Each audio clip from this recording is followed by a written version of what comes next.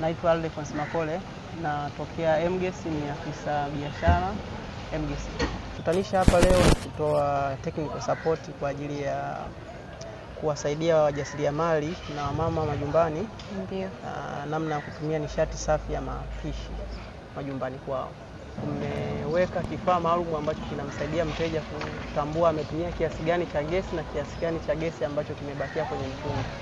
Kwa hiyo inakuwa ni njia rahisi mteja kujua nitumie matumizi kiasi gani. Lakini pia na jinsi ya kulipia. Haina haja ya kununua gesi kwa wakati mmoja mtungi wote, kwa anakuwa analipia kidogo kidogo. Kwa na 1000 ataweka, ile mashine itamwambia una gesi, una unit kiasi cha shilingi 1000 kutumia. Kwa na 2000 ataweka, taratibu analipia. Lakini pia gesi itakapomwishia, kile kifaa kitatuma taarifa makao makuu, ataletewa gesi bure. Kwa hiyo ndio maana tunasema kwamba tuna lengo la kupunguza au kuondoa kabisa matumizi ya nishati chafu ya kupikia majumbani na kwenye sehemu ya biashara. Naitwa Isa Salum Mchinja Kuku, mjumbe wa serikali ya mtaa Minazini. Zoezi limeendeshwa vizuri na mimi mwenyewe ndio nimelisimamia. Wananchi wamefurahia kupata nishati safi. Wamejikomboa na masuala ya kupikia mkaa na kuni.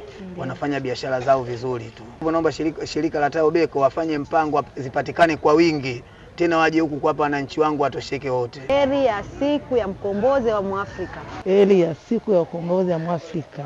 Habari mtazamaji wa Wanawake Media, kama nilivyokujuza toka hapo awali kwamba leo tulikuwa katika kata ya Makumbusho wilaya ya Kinondoni, ambapo shirika la TAYOBECO limepata nafasi ya kugawa nishati safi kwa baadhi ya wanawake wajasiriamali katika kata hii, na baadhi ya wanawake hao tumepata kusikia maoni yao, kipi wamekipokea kutoka katika shirika hili. Jina langu naitwa Ana Albert. Tunapatikana katika kurasa zote za mitandao ya kijamii ikiwa Facebook, Instagram pamoja na YouTube. Tukutane wakati mwingine.